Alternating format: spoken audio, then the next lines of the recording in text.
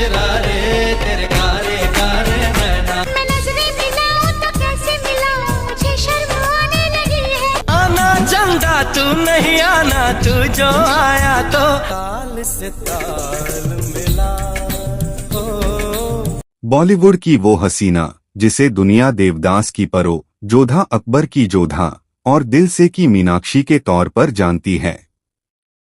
एक खूबसूरती जिसने मिस वर्ल्ड का ताज जीता और फिर बॉलीवुड से लेकर हॉलीवुड तक का सफर तय किया।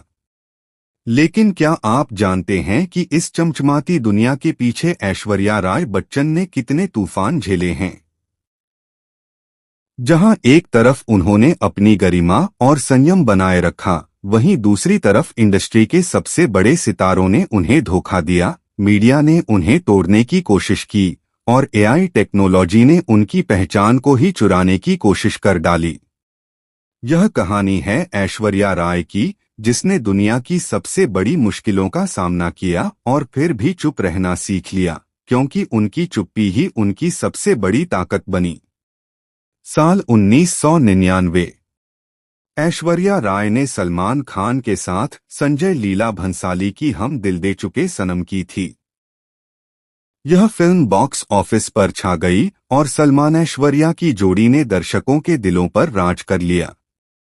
मगर इसी फिल्म के दौरान दोनों की दोस्ती प्यार में बदल गई और वो रिलेशनशिप में आ गए। लेकिन यह रिश्ता जल्द ही किसी दर्दनाक कहानी में तब्दील हो गया। उस दौर में ऐश्वर्या के साथ सलमान के व्यवहार ने बॉलीवुड के अंदरूनी सूत्रों को परेशान कर दिया था। रिपोर्ट्स के मुताबिक सलमान कभी ऐश्वर्या के घर के बाहर जाकर घंटों शोर मचाता तो कभी उनके दरवाजे पीटता। साल 2001 में एक ऐसी घटना घटी जिसने चीजों को और बिगाड़ दिया। साल 2002 में ऐश्वर्या ने टाइम्स ऑफ इंडिया को एक इंटरव्यू दिया जो किसी फिल्मी सीन से कम नहीं था। उन्होंने खुलासा किया कि उन्होंने सलमान के शराब के नशे, गुस्से और अभद्र व्यवहार को सहा। उन्होंने कहा, मैं उनके साथ खड़ी रही, उनकी शराब की लत के बुरे दौर में भी। लेकिन बदले में मुझे मिला शारीरिक, मानसिक और शाब्दिक दुर्व्यवहार, बेवफाई और बेइज्जती।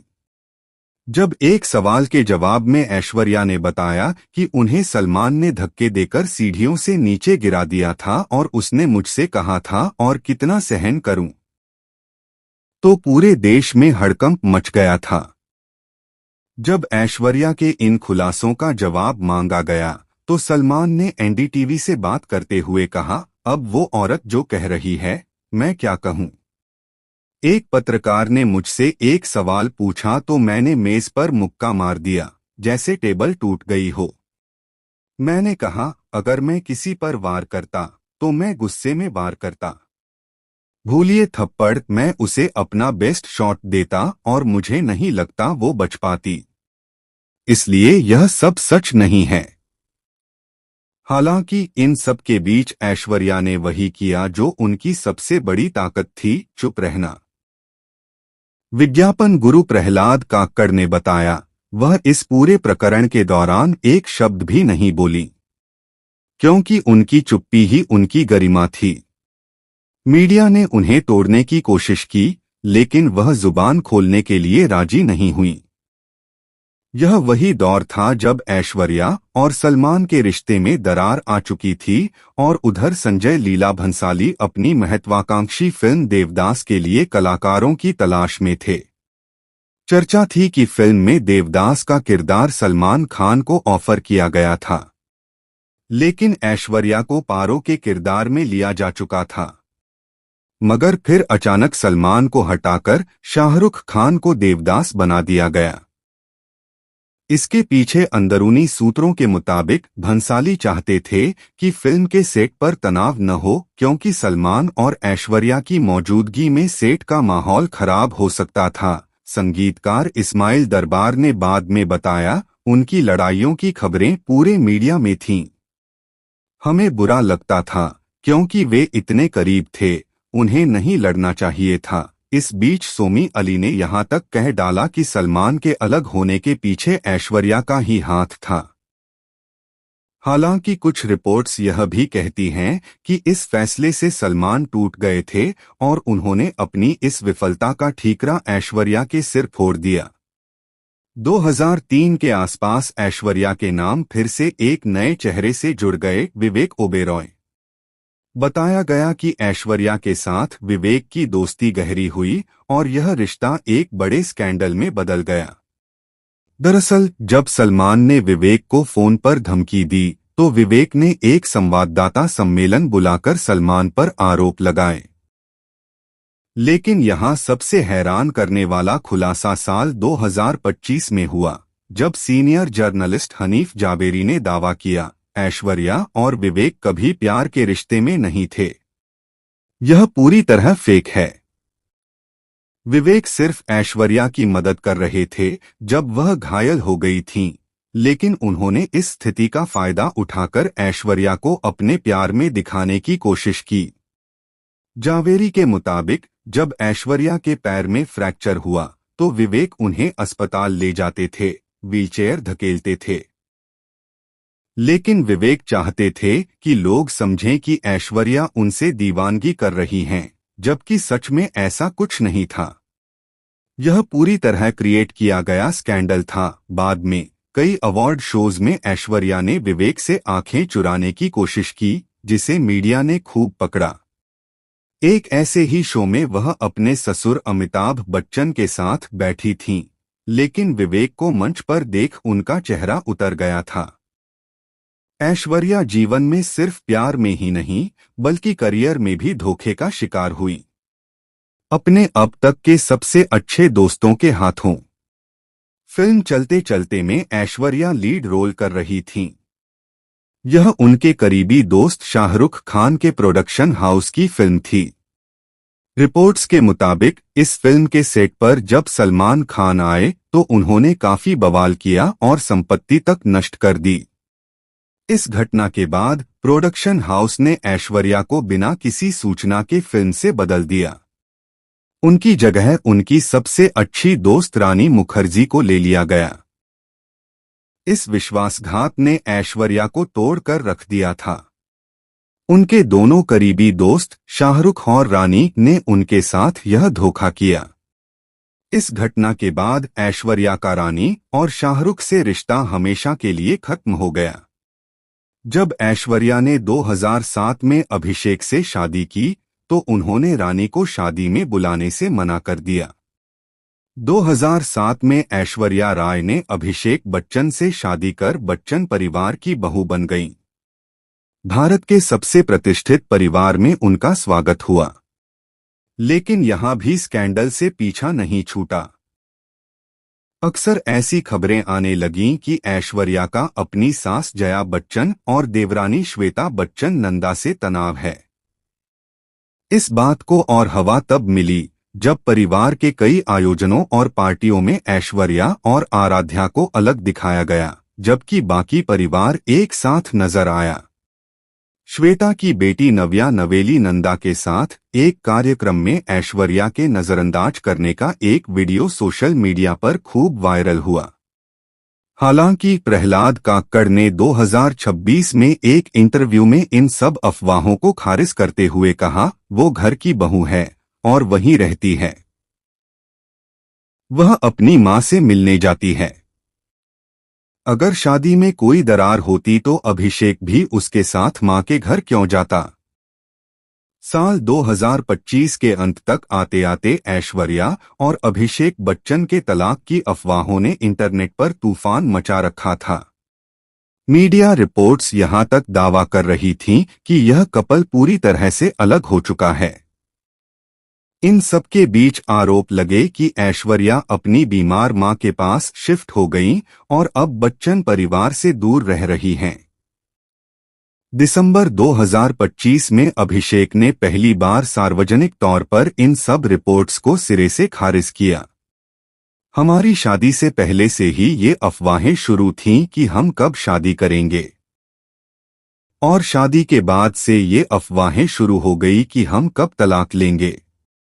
ये सब रद्दी बातें हैं, पूरी तरह से गलत और दुर्भावनापूर्ण हैं, अभिषेक ने एक इंटरव्यू में कहा।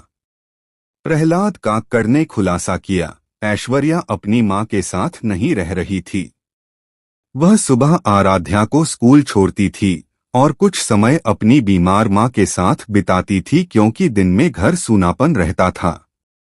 रविवार को वह अपनी मां के घर नहीं जाती थी। लोगों ने इसे गलत समझा। इसके बावजूद ऐश्वर्या ने खुद कभी सफाई नहीं दी और मीडिया को अनदेखा किया।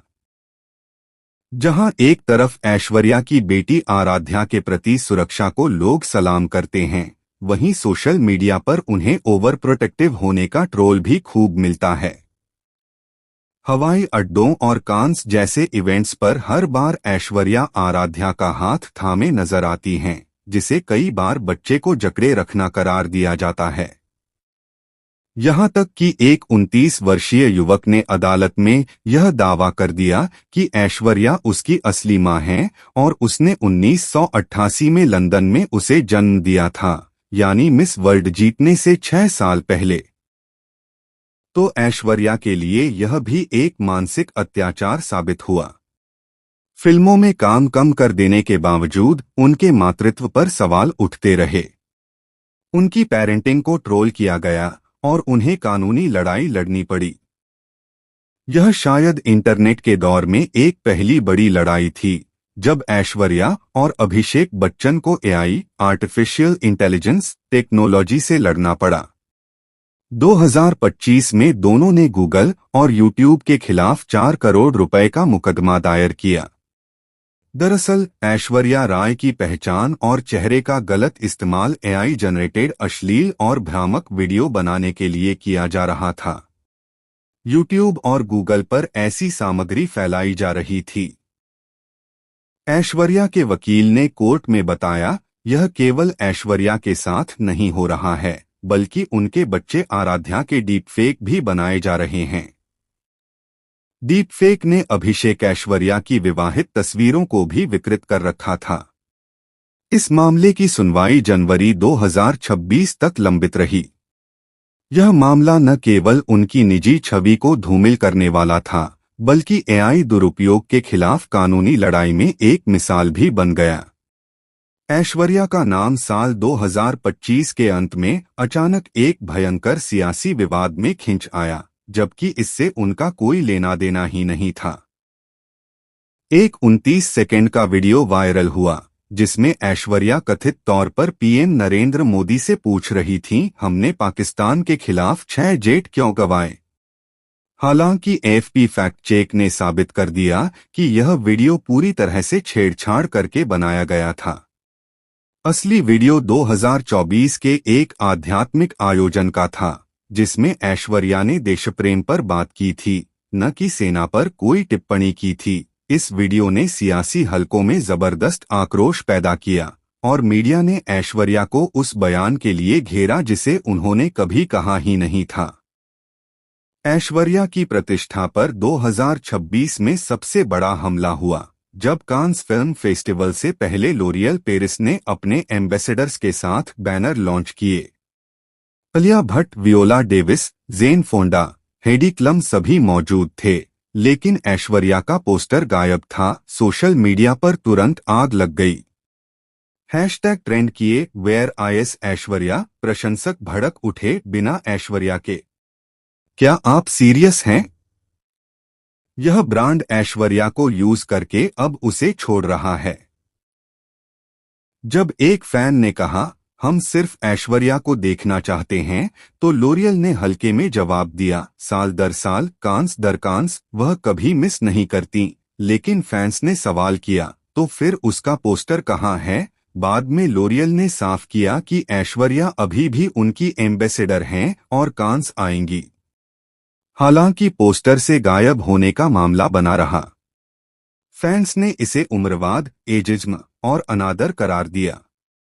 ऐश्वर्या राय बच्चन का सफर रहा है इमोशन रोलर कोस्टर, जहां उन्हें सलमान खान के अपमान से लेकर करीबी दोस्तों के विश्वासघात तक का सामना करना पड़ा।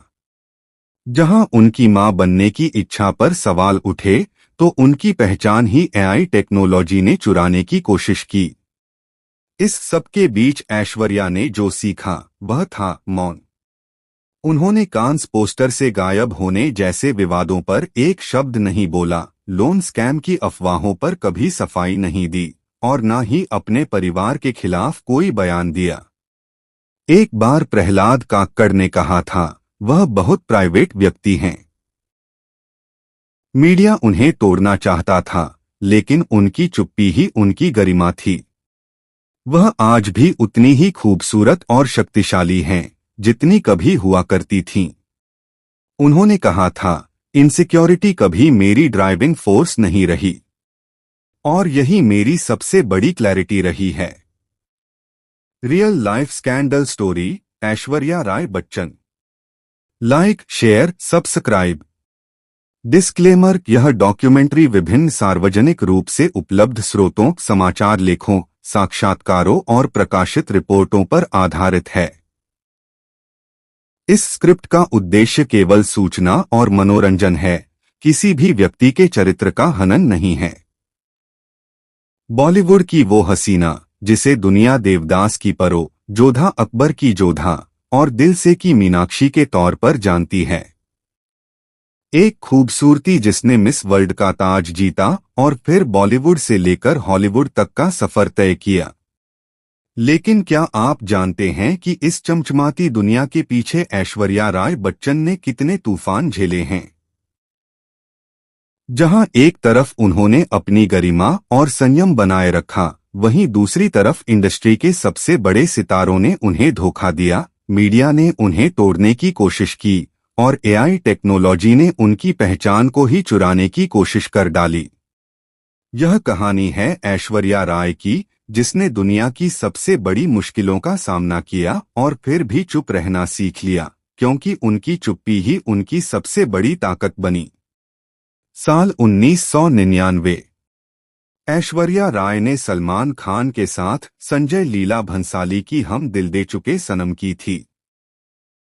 यह फिल्म बॉक्स ऑफिस पर छा गई और सलमान ऐश्वर्या की जोड़ी ने दर्शकों के दिलों पर राज कर लिया। मगर इसी फिल्म के दौरान दोनों की दोस्ती प्यार में बदल गई और वो रिलेशनशिप में आ गए। लेकिन यह रिश्ता जल्द ही किसी दर्दनाक कहानी में तब्दील हो गया। उस दौर में ऐश्वर्या के साथ सलमान के व्यवहार ने बॉलीवुड के अंदरूनी सूत्रों को परेशान कर दिया था। रिपोर्ट्स के मुताबिक सलमान कभी ऐश्वर्या के घर के बाहर जाकर घंटों शोर मचाता तो कभी उनके दरवाजे पीटता। साल 2001 में एक ऐसी घटना घटी जिसने चीजों को और बिगाड़ दिया। साल 2002 में ऐश्वर्या ने टाइम्स ऑफ इंडिया को एक इंटरव्यू दिया जो किसी फिल्मी सीन से कम नहीं था। उन्होंने खुलासा किया कि उन्होंने सलमान के शराब के नशे, गुस्से और अभद्र व्यवहार को सहा।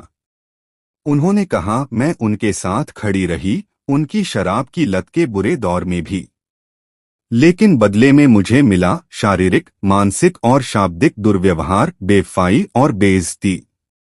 जब एक सवाल के जवाब में ऐश्वर्या ने बताया कि उन्हें सलमान ने धक्के देकर सीढ़ियों से नीचे गिरा दिया था और उसने मुझसे कहा था और कितना सहन करूं, तो पूरे देश में हड़कंप मच गया था।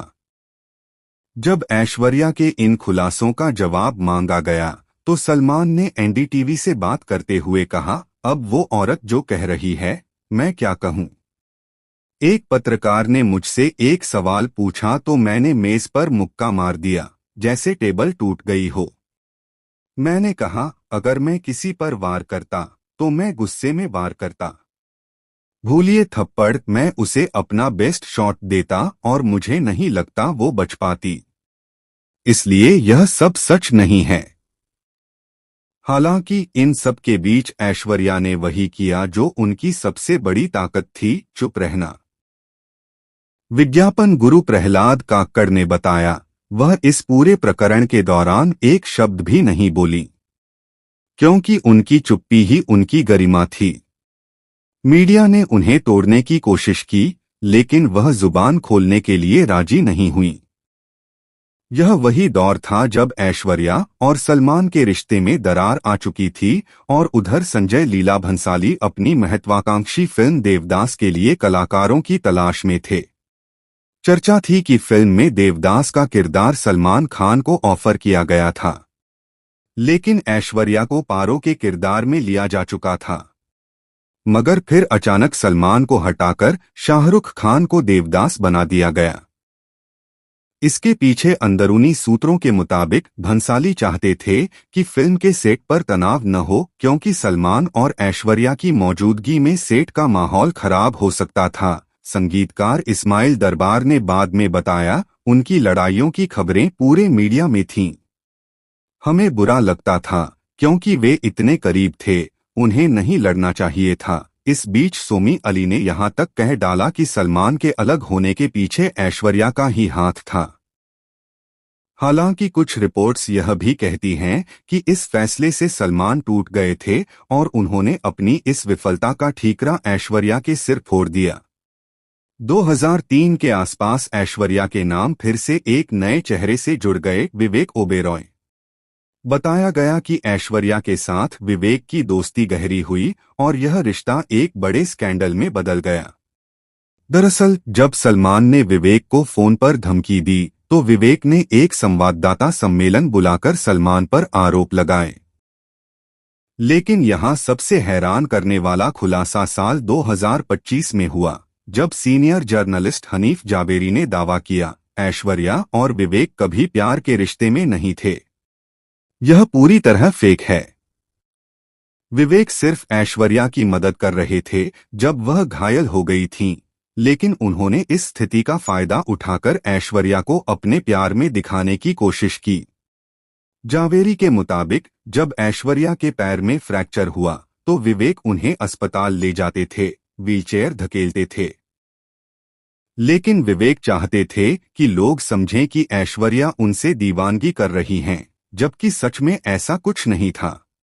यह पूरी तरह क्रिएट किया गया स्कैंडल था। बाद में कई अवार्ड शोज में ऐश्वर्या ने विवेक से आंखें चुराने की कोशिश की, जिसे मीडिया ने खूब पकड़ा।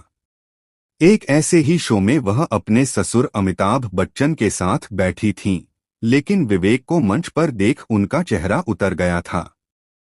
ऐश्वर्या जीवन में सिर्फ प्यार में ही नहीं बल्कि करियर में भी धोखे का शिकार हुई, अपने अब तक के सबसे अच्छे दोस्तों के हाथों।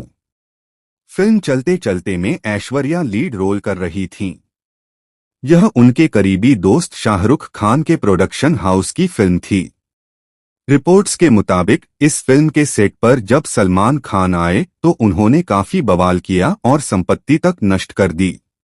इस घटना के बाद प्रोडक्शन हाउस ने ऐश्वर्या को बिना किसी सूचना के फिल्म से बदल दिया। उनकी जगह उनकी सबसे अच्छी दोस्त रानी मुखर्जी को ले लिया गया। इस विश्वासघात ने ऐश्वर्या को तोड़ कर रख दिया था। उनके दोनों करीबी दोस्त शाहरुख और रानी ने उनके साथ यह धोखा किया।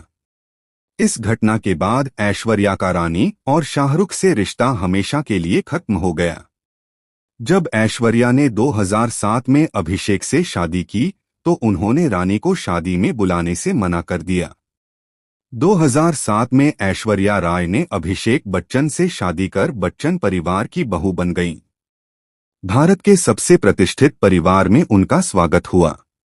लेकिन यहां भी स्कैंडल से पीछा नहीं छूटा। अक्सर ऐसी खबरें आने लगीं कि ऐश्वर्या का अपनी सास जया बच्चन और देवरानी श्वेता बच्चन नंदा से तनाव है। इस बात को और हवा तब मिली जब परिवार के कई आयोजनों और पार्टियों में ऐश्वर्या और आराध्या को अलग दिखाया गया, जबकि बाकी परिवार एक साथ नजर आया। श्वेता की बेटी नव्या नवेली नंदा के साथ एक कार्यक्रम में ऐश्वर्या के नजरअंदाज करने का एक वीडियो सोशल मीडिया पर खूब वायरल हुआ। हालांकि प्रहलाद काक्कड़ ने 2026 में एक इंटरव्यू में इन सब अफवाहों को खारिज करते हुए कहा, वो घर की बहू है और वहीं रहती है। वह अपनी मां से मिलने जाती है। अगर शादी में कोई दरार होती तो अभिषेक भी उसके साथ मां के घर क्यों जाता। साल 2025 के अंत तक आते आते ऐश्वर्या और अभिषेक बच्चन के तलाक की अफवाहों ने इंटरनेट पर तूफान मचा रखा था। मीडिया रिपोर्ट्स यहां तक दावा कर रही थीं कि यह कपल पूरी तरह से अलग हो चुका है। इन सब के बीच आरोप लगे कि ऐश्वर्या अपनी बीमार मां के पास शिफ्ट हो गई और अब बच्चन परिवार से दूर रह रही हैं। दिसंबर 2025 में अभिषेक ने पहली बार सार्वजनिक तौर पर इन सब रिपोर्ट्स को सिरे से खारिज किया। हमारी शादी से पहले से ही ये अफवाहें शुरू थीं कि हम कब शादी करेंगे, और शादी के बाद से ये अफवाहें शुरू हो गई कि हम कब तलाक लेंगे।